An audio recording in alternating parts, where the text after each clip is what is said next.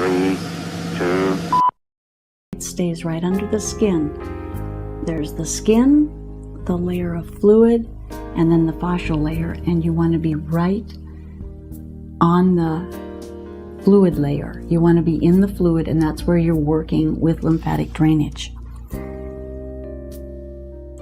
Sometimes to go after a node, you go a little deeper than just superficially, but you still go very lightly into it. The nodes sometimes attract your hands as if it's a magnet.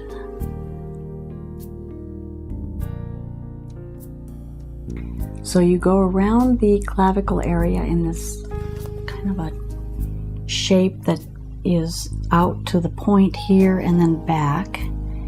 That's the neck chain, and it runs up the sternocleidomastoid muscle, and then back along the trapezius muscle of the back is roughly where the nodes go. But first you open up the entire drain points, which is this ring around the neck, kind of like a pearl necklace.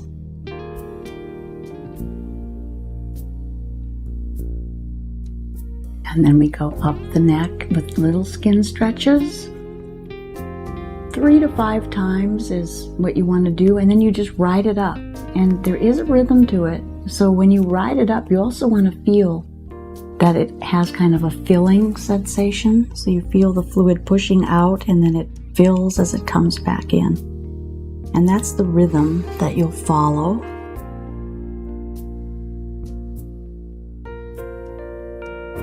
And then when you get up to the top, there's a big bunch of nodes where a drain point is, called the water wheel.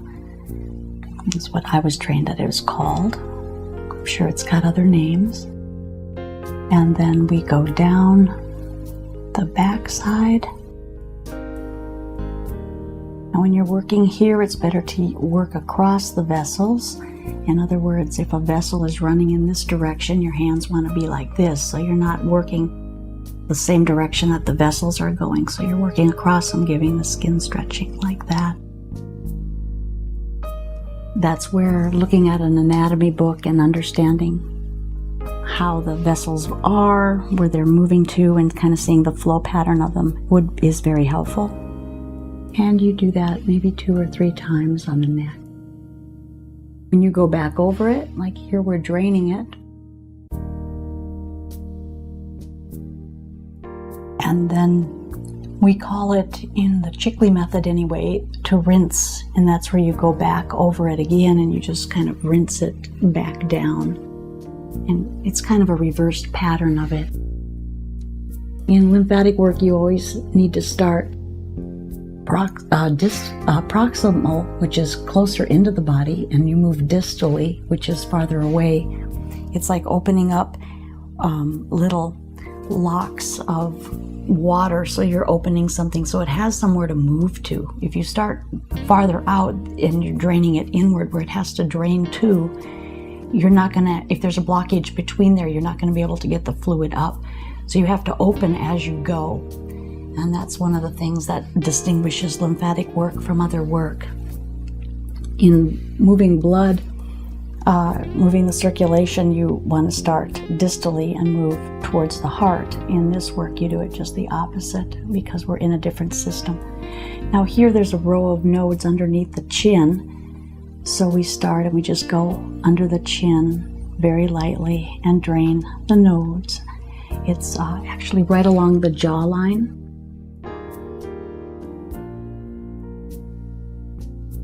And then a rinse coming back down.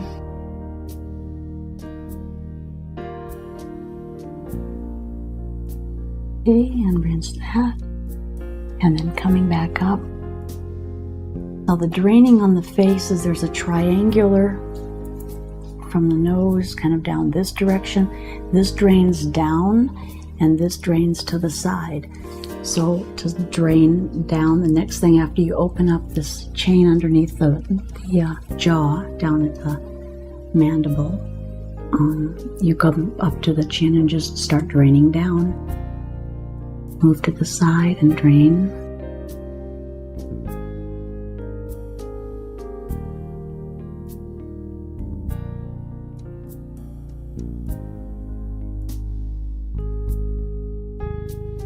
Under the nose, you kind of come in and up and out. Kind of a little tricky one, but just move it. And on the edge of the nose.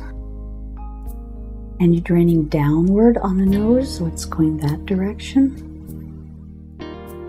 And just move up each time, a little bit more. Now when you get to the nasal bones here, the very top of the nose, I do a cranial move here where I'm grabbing a hold of the nasal bones with my fingers very, very lightly and pulling just slightly upward. This tends to open the bones, and it's just such a close relationship with so many of the sinuses in that area that it helps open the drainage a little bit just with the positional change of the bones. Well, this is not really lymphatic work, but it does seem to integrate into the work quite well. And then draining back down. And then draining back downward.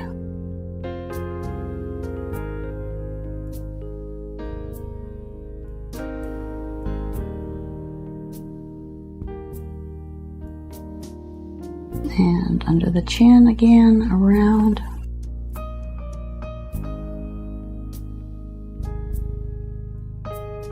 And after you get to that, then you want to come to the cheeks, and here we are, we're pushing this open. Now here it kind of seems like we're moving more distally, but that's our moving more into the medium. But this is the way it's draining, because you're opening here and then you're moving in. So there are some exceptions to the rules. But it's pretty obvious, and it makes a lot of sense when you understand the body. So basically you start in the center and move outward, but there are times that perhaps it's a little bit different.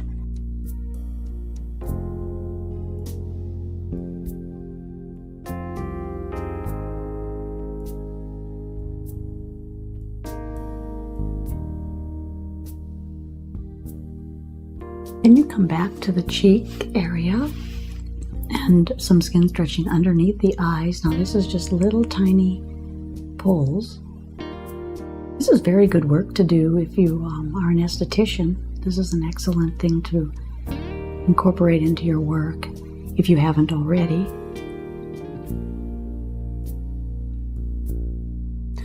There's a lot of people that have had maybe plastic surgery or some kind of surgeries on their face for whatever reason. This work is excellent. The lymphatic work really helps healing process and helps with scar tissues to somewhat fade, and there's a lot of benefits to lymphatic work after any kind of surgeries or traumas. Especially where there's fluids collecting.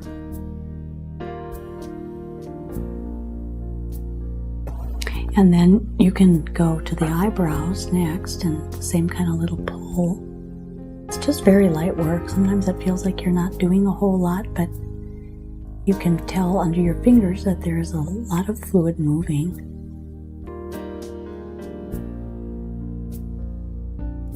And then there's the eyeballs. This is you must be real gentle with this one if you're going to do it, but you do grab the eyeball and barely hold it, and then just rotate the eyes just slightly. You can drain behind the eyes this way.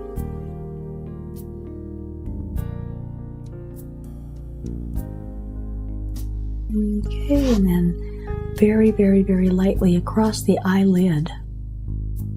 There's kind of an upward motion on the eyelids. Upward toward the eyebrows, and then draining.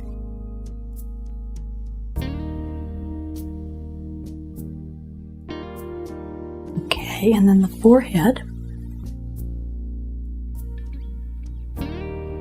It's pretty much open, so you can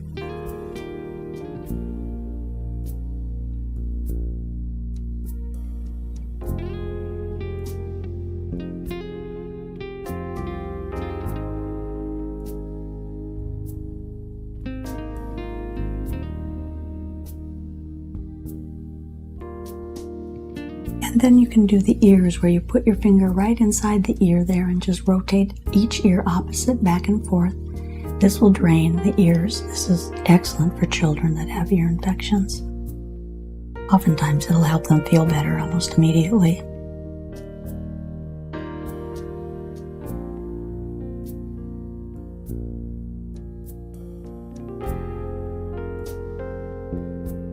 And there we go. That's the face and neck and just a little upper chest.